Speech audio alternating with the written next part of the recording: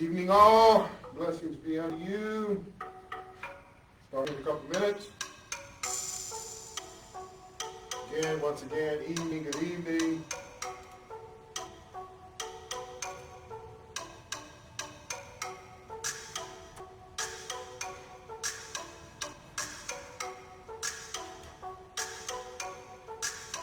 I've seen music.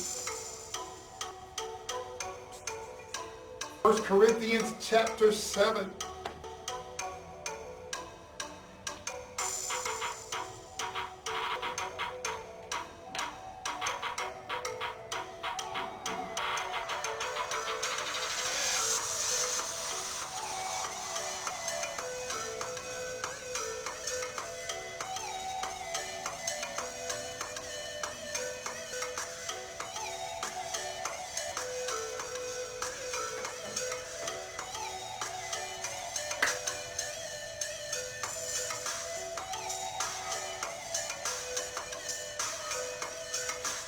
This is my jam, you know.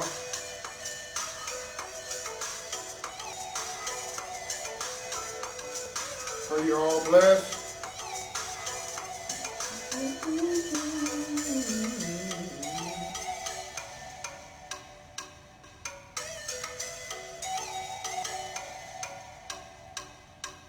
I don't even think we could have timed it any better.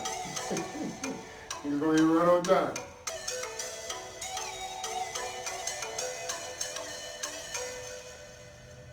Yes, ladies and gentlemen, literally, I don't think I've ever gotten that timed right, but we did today.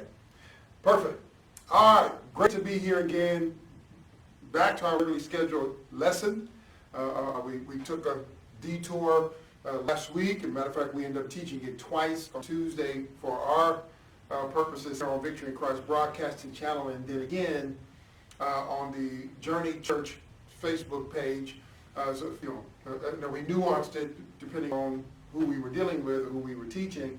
But so we veered last week away, but we're back to Corinthians, and we are on the go. We are ready to go to get this in. So here it is, 7 Central Standard Time. This is the new time, and we're prayerfully going forward will be the time that we will be doing this. We moved from 9 Central Standard Time. We're in a facility. I didn't want to be walking out of the facility at 10 o'clock at night, even though the sun practically seems to not go down until around 9:30. But that, so we wanted to be out of here, out of the facility at a good hour. So we're done at 8. So since we took it out of the house and we brought it to my pastor's request, who kept saying, hey man, use the facility. So we're using the facility, and I'm certainly glad to be here. That's it. Let's dive in, okay? And if you've missed any part of the first 26 parts, which includes also, well, technically 27, 28 if you include the preamble lessons, the lessons that we did before getting into this was really one broken into 2 sessions, one preamble lesson broken into 2 sessions. So if you missed any of 28 weeks worth of teaching, please avail yourself right here on our Facebook channel. I know the channel is referred to as a group, but we're here on the Facebook channels, which we call it, and hit that video tab if you're on a PC or a tablet. I do believe you have a video tab, and if you're on your cell phone, you'll have to, unfortunately, scroll down to be able to find those videos, and we give an amp description to let you know what this is about, as we did as well tonight. All right, let's dig in. And I'm reading from the Holman Christian Standard Bible for those who may be new to the broadcast. About the things you wrote, it is good for a man not to have relations with a woman. But because of sexual immorality, each man should have his own wife, and each woman should have her own husband. A husband should fulfill his marital duty to his wife, and likewise a wife to her husband. A wife does not have authority over her own body, but her husband does. Equally, a husband does not have authority over his own body, but his wife does. Do not deprive one another, except when you agree for a time, to devote yourselves to prayer. Some typically viewing that as fasting. Then come together again. Otherwise, Satan may tempt you because you lack self-control. I say this as a concession, not as a command. I wish that all people were just like me, but each has his own gift from God. One this and another that. Verse 8. I say to the unmarried and to the widows, it is good for them if they remain as I am. But if they do not have self-control, they should marry. For it is better to marry than to burn with desire. I command the married, not I, but the Lord. A wife is not to leave her husband, but if she does leave, she must remain unmarried or be reconciled to her husband. And a husband is not to leave his wife. But to the rest, I, not the Lord, say, if any brother has an unbelieving wife and she is willing to live with him, he must not leave her. Also, if any woman has an unbelieving husband and he is willing to live with her, she must not leave her husband. For the unbelieving husband is sanctified by the wife, and the unbelieving wife is sanctified by the Christian husband. Otherwise, your children would be unclean, but now they are holy. But if the unbeliever leaves, let him leave. A brother or a sister is not bound in such cases. God has called you to peace. For you, wife, how do you know whether you will save your husband? Or you, husband, how do you know whether you will save your wife? However, each one must live his life in the situation the Lord assigned when God called him. This is what I command in all the churches. Was anyone already circumcised when he was called?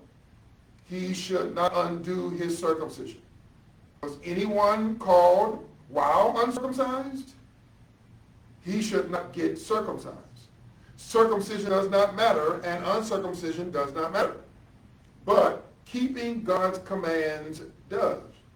Each person should remain, interesting, just something hit me there, not teaching tonight, but anyway. Each person should remain in the life situation in which he was called. Were you called while a slave? It should not be a concern to you. But if you can become free, by all means take the opportunity. For he who is called by the Lord as a slave is the Lord's freedman. Likewise, he who is called as a free man is Christ's slave. You were bought at a price. You do not become slaves of men. Verse 24, brothers, each person should remain with God in whatever situation he was called. About virgins, I have no command from the Lord, but I do give an opinion as one who, by the Lord's mercy, is trustworthy. Therefore, I consider this to be good because of the present distress. It is fine for a man to stay as he is. Are you bound to a wife? Do not seek to be loosed. Are you loosed from a wife? Do not seek a wife.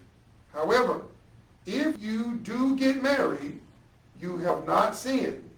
And if a virgin marries, she has not sinned. But such people will have trouble in this life.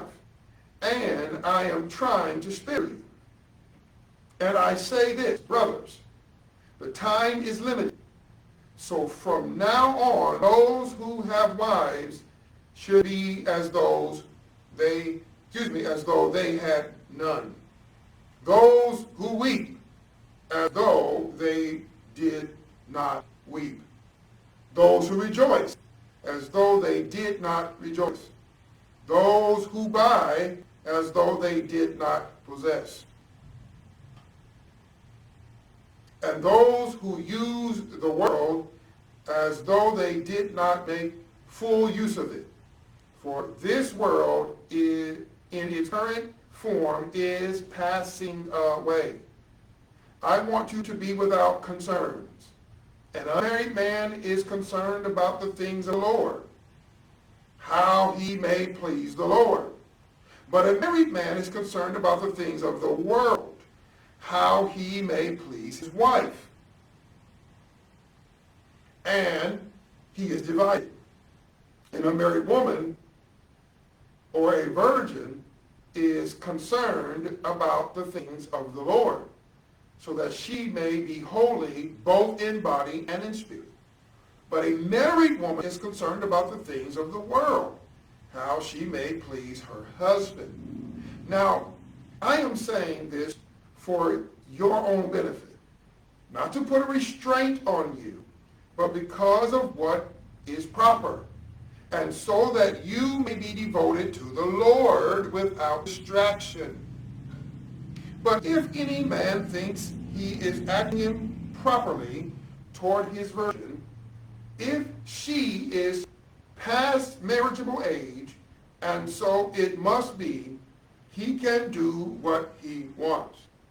He is not sinning, they can get married. But he who stands firm in his heart, who is under no compulsion, but has control over his own will, and has decided in his heart to keep his own virgin, will do well. So then, he who marries his virgin does well, but he who does not marry will do better. A wife is bound as long as her husband is living, but if her husband dies, she is free to be married to anyone she wants, only in the Lord. But if she is happier if she remains as she is, in my opinion, I think I also have the Spirit of God. She is happier if she remains as she is.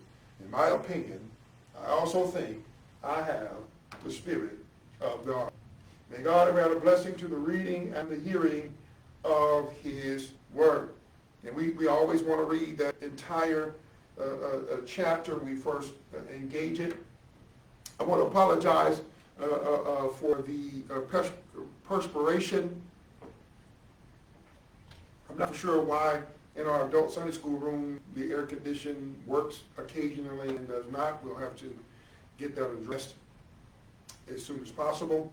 I want to invite you, after I said that, I'm saying we have moved this to 7 o'clock, but I also want to extend an invitation for those who may be in the greater Caddo Parish, Bossier Parish area, and if you don't know anything about that, that means you don't live here, to come on in. At 7 o'clock we start. We're here for basically 45 minutes to an hour. We'd love to have you come and be a live in-house audience, in-class audience as well. So if you so happen to live in the area and you're on the channel and you're hearing this teaching, please avail yourselves of coming on down and joining us here in the actual class. I've been teaching via online for over 3 years now, but I love having an audience, physical audience as well. That said, let's dig in. 1 Corinthians chapter 7. Unlike the previous 6 chapters, chapter 7 begins with an autonomous thought marked out by a letter written to Paul from the Corinthian church in which questions were apparently raised for his consideration and address. So we see that right there in, please excuse me, verse 1. So right there in verse 1, Paul just completely breaks from his course through 6, what we call 6 chapters, and says, now, concerning the things that you wrote to me, the central matter surrounds that of sexual relations as it pertains to being married or unmarried. Now, this is in the Bible. And so let me stop for a minute and ask us to be grown people. And not just grown, but let's be mature. Paul addresses the matter of human sexuality. For those who think that that's outside of the boundaries of Scripture, you clearly have not until tonight, or until whenever you watch this, read through 1 Corinthians chapter 7. You apparently also have not looked over at Songs of Solomon. Just stop. Anyway, there's other passages in the Old Testament as well that deals with the conversation and or events surrounding sex and sexuality. So let's be mature believers in Jesus Christ concerning the matter. So they wrote a letter to Paul, and Paul in his address back to them is taking an opportunity in his letter. Remember, this is one continuous letter from open to close, from salutation to the close at the end. And he's addressing matters as he's walking through this, and in what we call chapter 7, he comes to the matters that they've addressed to him. So, the central matter in chapter 7 surrounds that of sexual relations. Okay? If you read the ESV, the English Standard Version, it uses the term sexual relations. The Holman Christian Standard Bible uses relations, but we generally understand he's referring to sex or sexual intercourse in particular, as it pertains to being married or unmarried. Okay? Now that helps us to kind of bring our focus in, because we want to understand who and what he's referring to, who and what he's referring to. Right? So it's extremely important that we keep this in and stay in contact with what we're dealing with. The determining factor in all of the apostles' sayings, in all the apostle says concerning this matter, is self-control. Self-control. Consider these verses. Verse 5. Do not deprive one another sexually, so clearly, can't get any more precise than that, except when you agree as a couple for a time to devote yourselves to prayer. And as I just mentioned in passing, that's often viewed as fasting. To a time of prayer. Then come together again. Otherwise, Satan may tempt you because of your lack of self-control. Verse 9. But if they do not have self-control, they should marry. For it is better to marry than to burn with desire. And I love Holman Christian Standard Version, also ESV on this, because in the King James, better to marry than to burn. And unfortunately, I came along in an organization, or it used to be called religion, but now denomination, called Church of God in Christ, or as most know it, as holiness. And of course, they translated, or they interpreted burn to mean in hell, which is not what it was talking about there. So I love the later translations that come along, because they add desire in there to help us understand. He mean burn as in hell, because I'll get to it later on. We'll see how proper interpretation is so crucial, because when you don't interpret it right, it gets way out of control.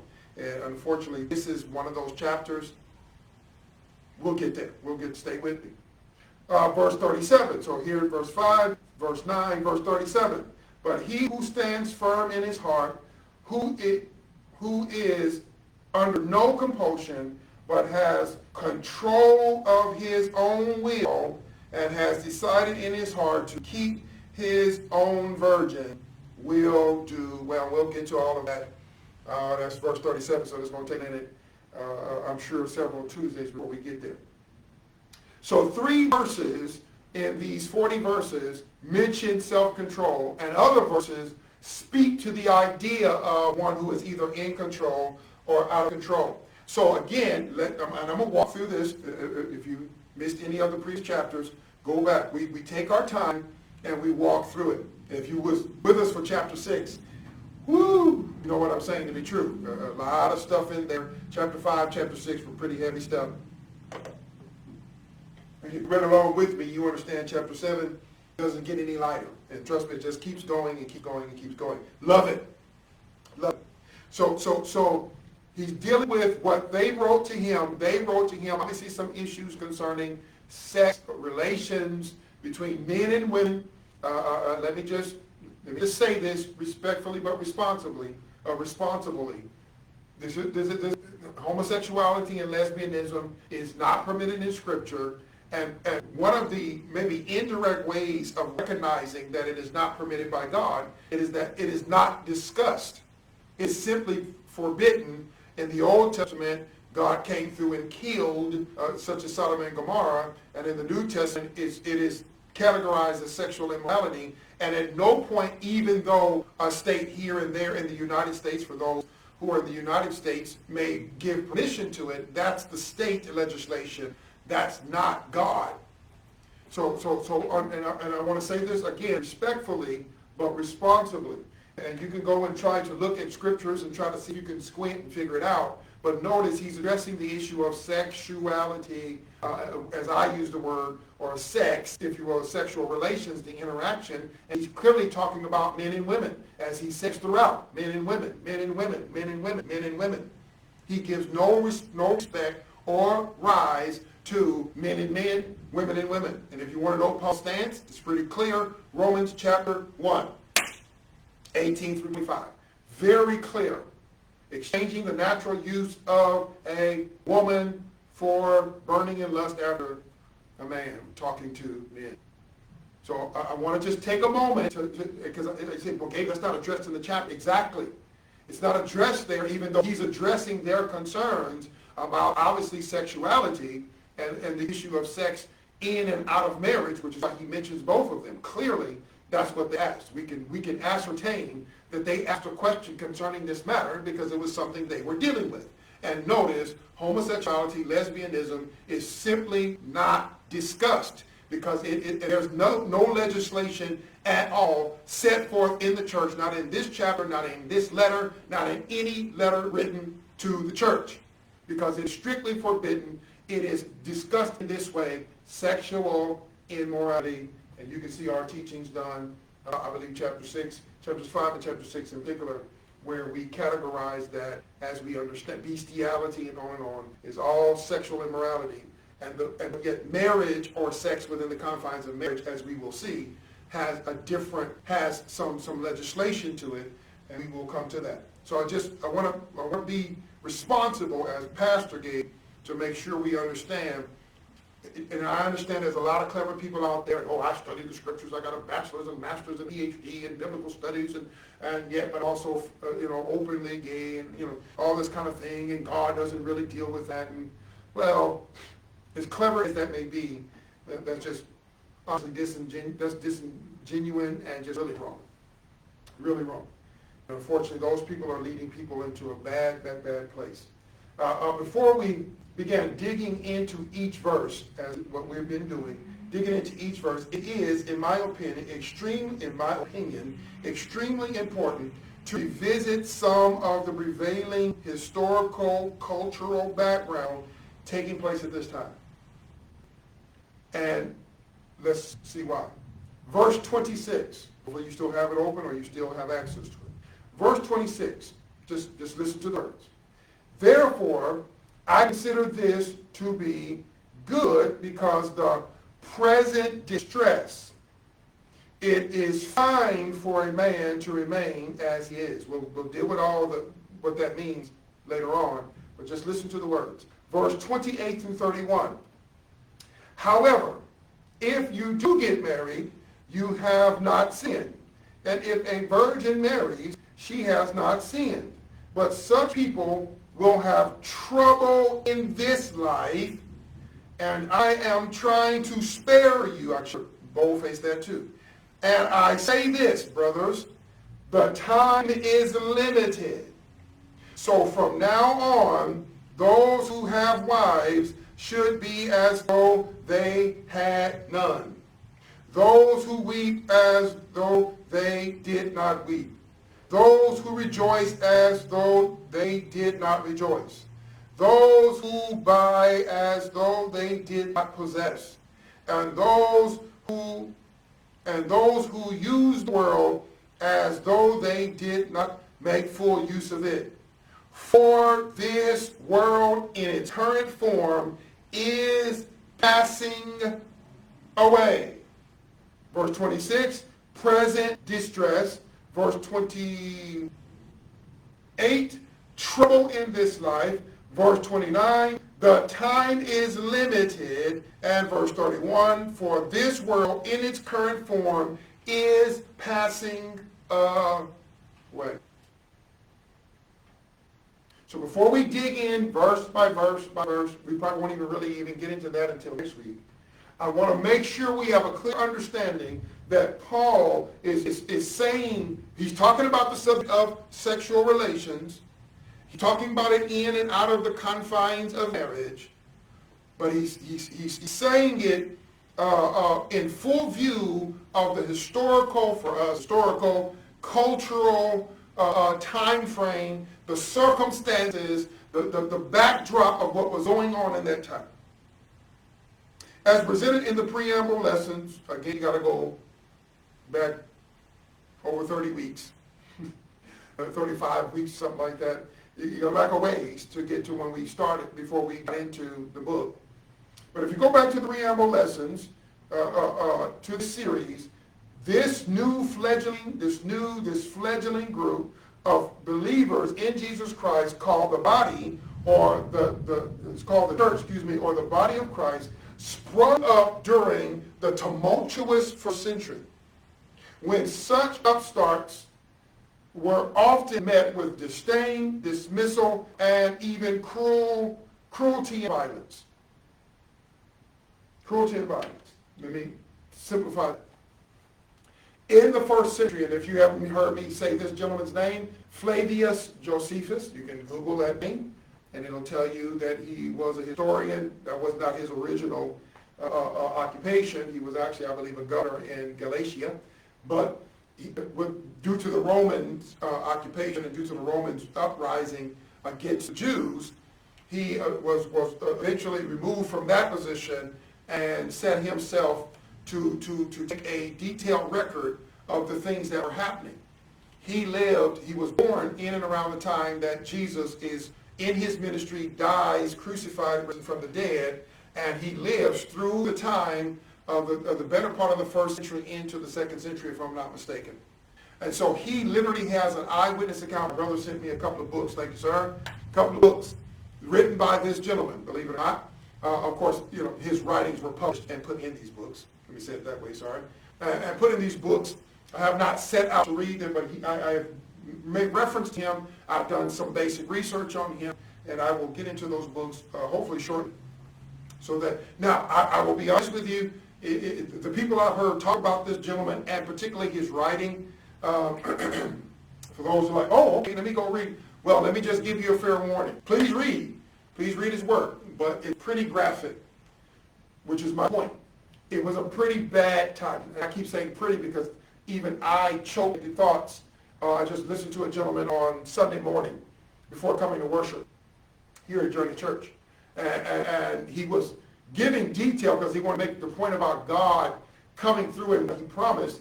And he said, look, I'm not trying to, and I'm going to paraphrase, I'm not trying to turn your stomach. I'm not trying to be gory. I'm not trying to be, because it was pretty bad. See, I keep doing that because in my head, I've heard so many people talk about the events of the first century in the Palestinian area that it's pretty bad. It's bad. It's terrible. It's horrible. Right? It's tumultuous. And so this new upstart faith system, Christianity as it eventually ends up being called, is met with disdain, dismissal, and even cruelty and violence. Okay? Of course, I'm going to give you some examples, not get that deep, but I'm going to give you some examples. Jesus himself was thusly treated and ultimately crucified with both by both the Jewish leadership and Roman Empire playing a pivotal role in the maltreatment and inhumane death. And of course, if you haven't already done it, read the Gospels. Read the Gospel accounts of Jesus Christ. And you will clearly see it as you read toward middle to end of those books. You will see he was extraordinarily mistreated leading up to the night in which he was betrayed, right, leading up to the time of his crucifixion, taken from judgment hall to judgment hall and spit on, and I won't get into it. But he was extremely maltreated Isaiah, describes he was oppressed and afflicted, yet he opened his mouth. He was a lamb to the slaughter, a sheep before his shearers, dumb, so he opened out his mouth. Right? So it gives us, a pretty horrific description right there. And then when you get into the Gospels, you can clearly see that it truly was bad. It truly was bad. So read the Gospels for that. So watch this. Stay with me. Not only was Christ, who is the head of this new spiritual body, the very head of this infantile church, so cruelly treated, but he warned his 10 disciples who would become apostles that they too will see such treatment. And I want to read this. We got some time. Go to Matthew chapter 10, then we'll go to John chapter 15. Matthew, the Gospel according to Matthew chapter 10. Again, please excuse the perspiration that's certainly beginning to develop. The AC is, for whatever reason, not kicking on, but we praise the Lord anyhow. Matthew chapter 10. I said Matthew chapter 10 and went to chapter 16. I don't know why. Oh, I know why, because I was teaching from 16 some time ago. Chapter 10 starting at verse 16. That's what it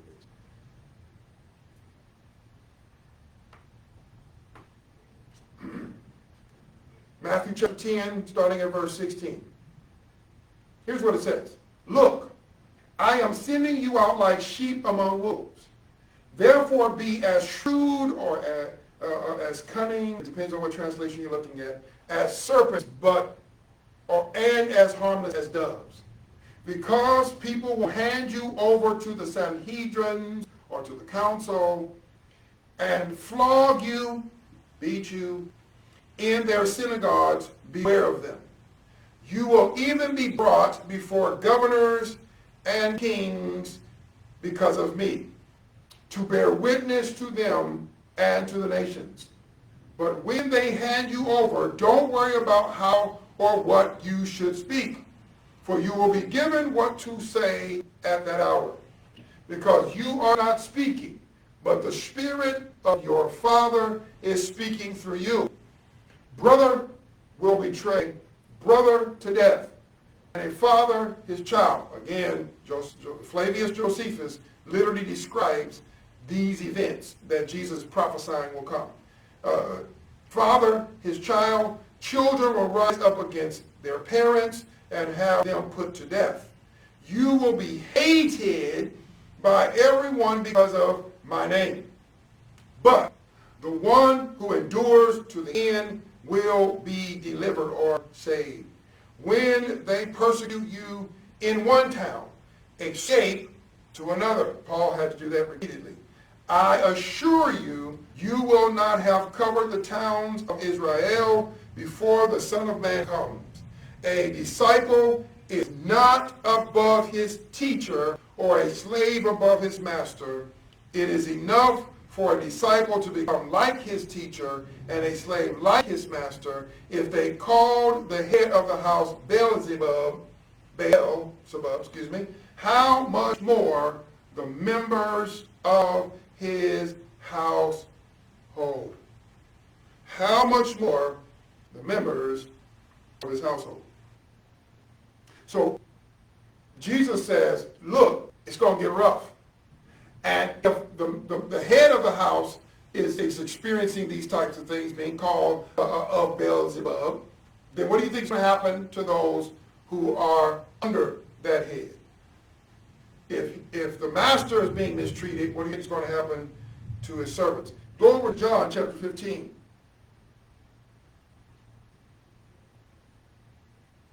John 15, starting at verse 18.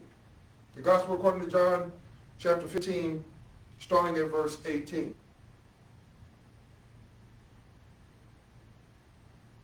Here's what he says.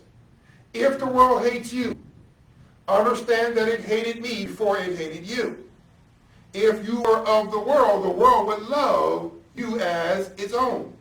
However, because you are not of the world, but I have chosen you out of it, the world hates you. There's a lot in that text. Let me move on.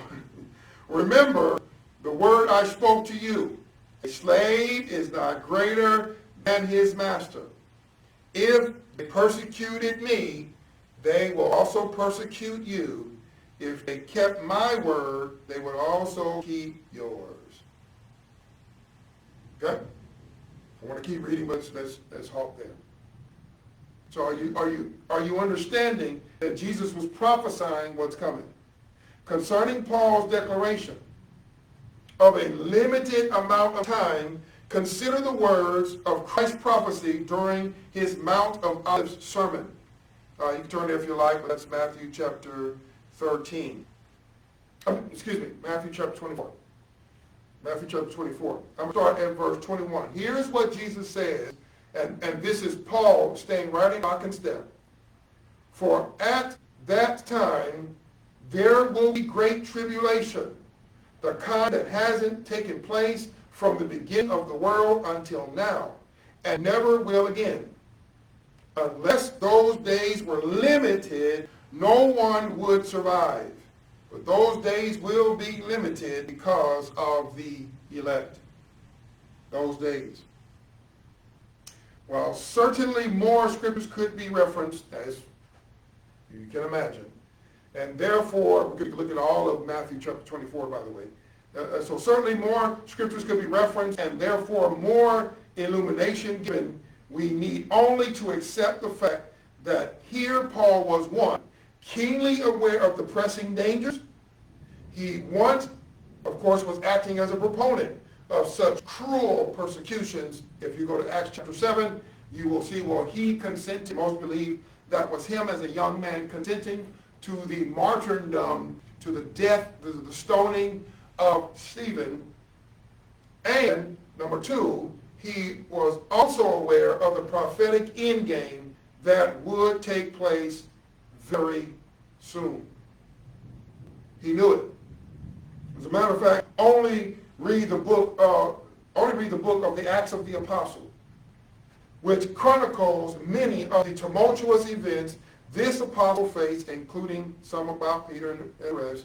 This apostle faced even to the time leading up to his eventual death at the hands of the Roman Empire, and you will realize why he wrote the words here contained in both this chapter and in the entire letter with a sense of urgency.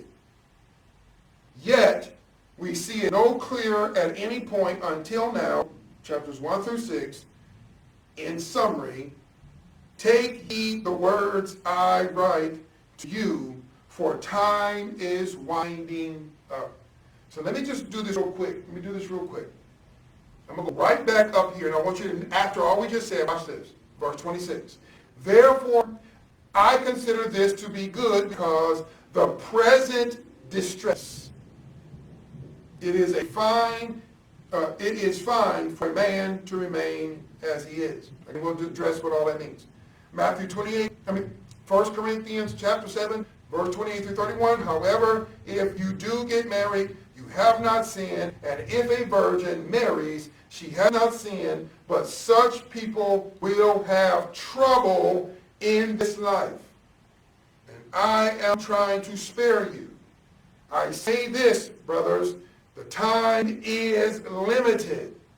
So from now on, those who have wives should be as though they get the point. In verse 31, and those who use the world as though they did not make full use of it, for this world in its current form is passing away. Is passing away. It's extremely important to understand, brothers and sisters, before we dig in. Matter of fact, I'm going to go ahead and wait till next week, and we'll dive into scriptures. Let me check my notes here.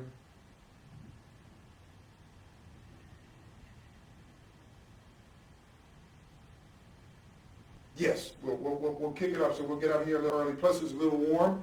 And so I'm going to cut myself a break. I think I'm going to have to move my class tomorrow over into the other room where the ACs work, because this is just a little bit too much.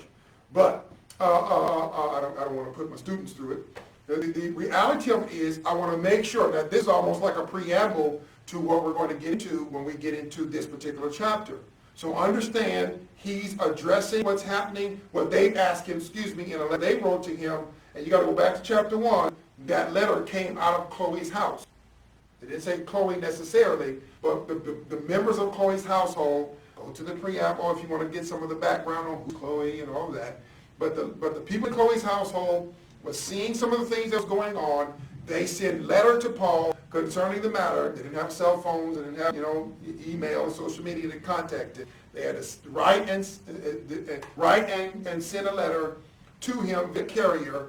The letter reaches him. He clearly, obviously, reads it and then responds, and I believe sends Timothy to carry his letter to them. And in the letter, chapter 7, he takes time to address those matters they brought to his attention. And in so doing, in addressing those matters they brought to his attention, he says, look, concerning relations or sexual relations. Again, in regards to married and unmarried, I'm just reviewing, so next week we can hit this hard. In regards to either married and unmarried, and I want to make sure you understand the backdrop to his words. Unlike chapters 1 through 6, you got to go back and check out our review of our study, our exegesis of those passages, of those chapters, in fact. He doesn't seem to allude to the time winding up. He doesn't talk about the limitation of time until you get to chapter 7. Again, he's addressing their concern, their matter, their issue that they presented to him. And in talking about it, as we read in verse 5, as we read in verse 26, as we read in verse 28, 29, 30, 31, he says, look, man, this thing is winding up. It's going to get rough. It's going to get difficult. And then we already made case and understand. And I know some of you who will watch this back will go, oh, are you trying to say that this doesn't apply? You got to stay with me. You got to stay with me. Because is that really what I'm saying? Therefore, Gabe, this doesn't matter to us. I wouldn't go that far. But we can't be dismissive of what the man says. He says, look, concerning these matters, part of how you make your choice in regards through making this choice about sexual relations, and in particular marry in connection to sexual relations. I'm trying not to go into it, but self-control is the defining factor. Do you have self-control, yes or no? And that completely throws in the face, right? That completely throws in the face of why we talk about getting married in this day and time. We're talking about love. He didn't say that about love. He didn't say on the basis of loving each other, get married. He's on the basis of self-control. Now, again, that's why we got to take into account what was going on. He knew that there was already suffering. He was a proponent of it, as Saul. He was a proponent of it. He was causing it. He was the one consenting to it. He was on the road to Damascus to get more laws, to imprison more people. So he knew about the suffering firsthand, because then when he was converted, then he began to suffer the very things he caused other people to suffer. So he's saying, look, as we address these matters, these practical, relational matters, keep in mind, man, it's a difficult time, it's a distressful time, it's a dangerous time, and it's going to get worse. The time is limited. And Jesus had already prophesied it on the Mount of Olives. I think that's a perfect opportunity right there to just let that simmer in your minds. Get a hold of that, brothers and sisters. Let that simmer. Let that work on you for a little bit. And come back, catch us next week where we get into it and we begin to dig into the chapter. We'll go ahead and set it next week, so we'll get out here quite a few minutes early. Again, there's always no need to run all the way through the hour and all that. But we're hoping you come and join us. Let somebody know. Send out a friend request to invite them into the channel, into the group. I copy and paste these onto my page so that people who are not in the group can get access to them. I understand, because this is a closed group. If you do it, they may not be able to watch them. So please invite them into the group. Invite them into the group. That's the easiest way to do it. And let them know, man, there's some great information, great stuff to watch. So, until next time, brothers and sisters, I pray you're blessed. See you again soon.